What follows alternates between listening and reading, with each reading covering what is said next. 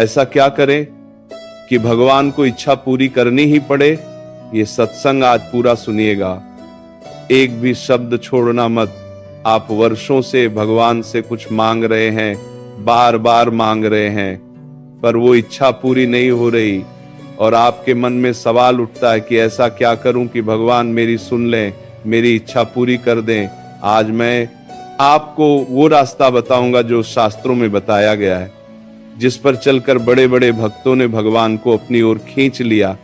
पर पहले एक बात साफ कर दूं, यह कोई जादू नहीं है, यह भक्ति का सच्चा मार्ग है। बस अंत तक सुनिएगा। देखिए, सबसे पहले एक बात समझ लीजिए, भगवान को किसी बात के लिए मजबूर नहीं किया जा सकता, वो किसी के दबाव में नहीं आते। पर हाँ, एक चीज है जिसके आगे वो खुद झुक जाते हैं, और वो है सच्चा प्रेम, सच्ची भक्ति। जब कोई भक्त सच्चे प्रेम से उन्हें पुकारता है तो वो रुक नहीं पाते, उन्हें आना ही पड़ता है। तो सवाल ये नहीं है कि भगवान को कैसे मजबूर करें, सवाल ये है कि उनसे सच्चा प्रेम कैसे करें, क्योंकि सच्चे प्रेम के आगे वो खुद खींचे चले आते हैं। और जब वो आ जाते हैं तो इच्छा पूरी होना तो छोटी बात है, वो तो आपको वो भी दे देते हैं जो आपने मांगा भी नहीं। देखिए, शास्त्रों में एक बात बार बार कही गई है, भगवान भाव के भूखे हैं। उन्हें आपके धन की जरूरत नहीं, आपके दिखावे की जरूरत नहीं, उन्हें बस आपके सच्चे भाव की जरूरत है, आपके प्रेम की जरूरत है। जो भक्त उन्हें सच्चे भाव से पुकारता है उसकी वो जरूर सुनते हैं। तो सबसे पहली बात, अपनी प्रार्थना में भाव लाइए।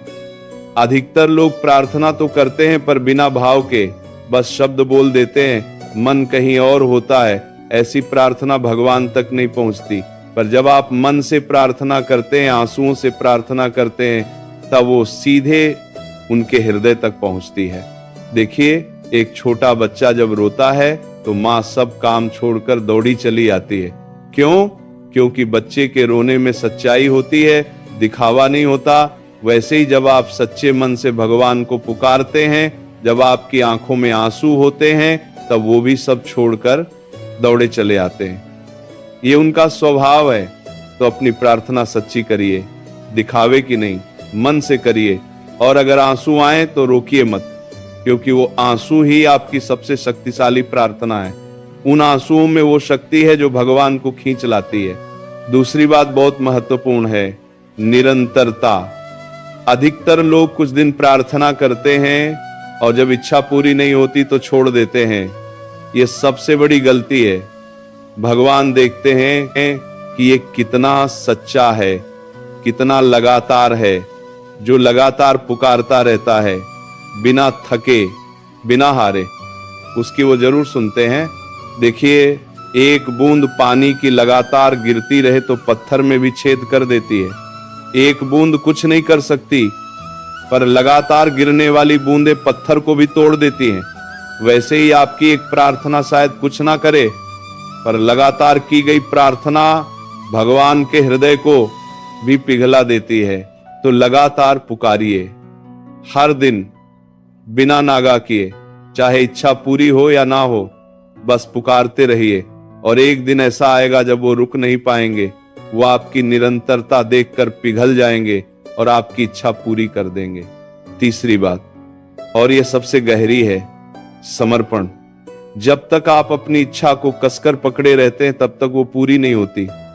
पर जैसे ही आप उसे भगवान के चरणों में रखकर कहते हैं कि प्रभु अब आप जाने, मेरी इच्छा यह है, पर अगर आपको लगे कि ये मेरे लिए सही नहीं तो मत दीजिए, मुझे आप पर पूरा भरोसा है, तब चमत्कार होता है। देखिए, ये विरोधाभास है पर सच है। जो इच्छा को छोड़ देता है उसकी इच्छा सबसे जल्दी पूरी होती है, क्योंकि भगवान देखते हैं कि ये तो मुझ पर पूरा भरोसा करता है, ये अपनी इच्छा से ज्यादा मुझे प्रेम करता है, और ऐसे भक्त को वो खाली हाथ नहीं रहने देते। देखिए, जब आप किसी चीज को बहुत कसकर पकड़ते हैं तो वो आपसे दूर भागती है, पर जब आप उसे खुले हाथ से छोड़ देते हैं तो वो खुद आपके पास आती है। इच्छा भी ऐसी ही है, उसे कसकर मत पकड़िए, उसे भगवान के चरणों में रख दीजिए और वो खुद आपके पास चली आएगी। चौथी बात, दूसरों की इच्छा पूरी करने में मदद करिए। यह सुनकर अजीब लगेगा, आप अपनी इच्छा पूरी करना चाहते हैं और मैं कह रहा हूं दूसरों की पूरी करिए, पर इसमें एक गहरा रहस्य है।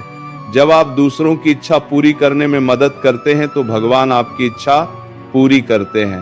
देखिए, ये नियम है ब्रह्मांड का, जो आप दूसरों को देते हैं वही आपको मिलता है। अगर आप किसी जरूरतमंद की मदद करते हैं, किसी की इच्छा पूरी करने में सहायक बनते हैं, तो भगवान देखते हैं और वो आपकी इच्छा पूरी करने का इंतजाम कर देते हैं। ये सबसे सुंदर तरीका है। तो अगर आप चाहते हैं कि आपकी कोई इच्छा पूरी हो तो जाइए और किसी और की इच्छा पूरी करिए, किसी भूखे को खाना खिलाइए, किसी जरूरतमंद की मदद करिए, किसी दुखी को सुख दीजिए और देखिए कि कैसे भगवान आपकी इच्छा पूरी करते हैं। ये चमत्कारी तरीका है। 5वीं बात, अपनी इच्छा को शुद्ध करिए।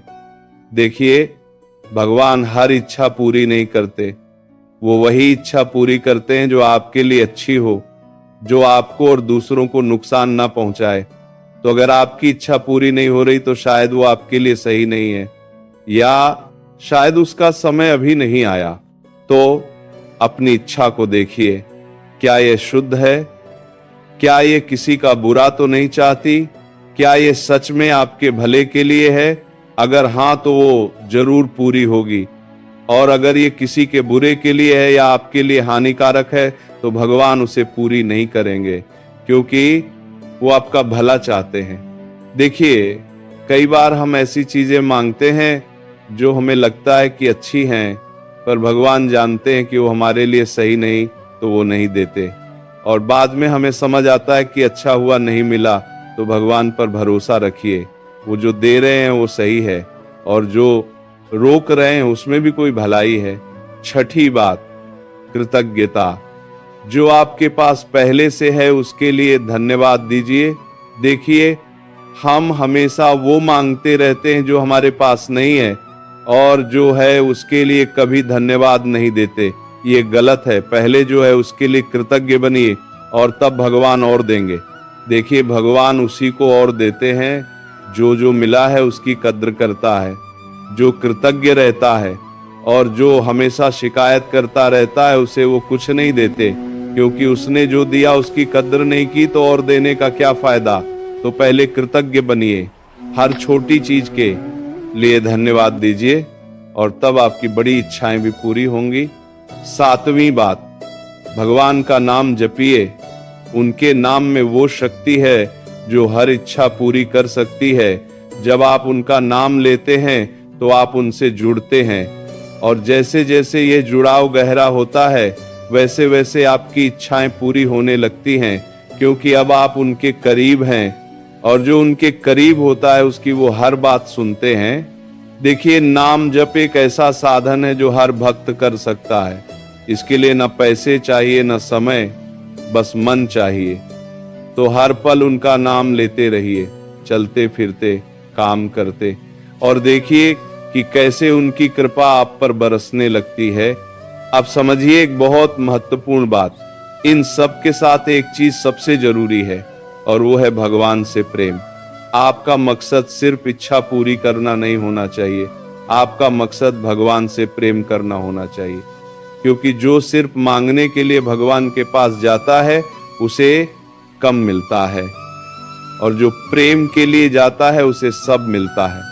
देखिए, एक बच्चा अगर माँ के पास सिर्फ तब आए जब उसे कुछ चाहिए तो माँ को दुख होता है, पर अगर बच्चा बिना मतलब के भी माँ के पास आए बस प्रेम से, तो माँ बहुत खुश होती है और वो बच्चे को बिना मांगे ही सब दे देती है।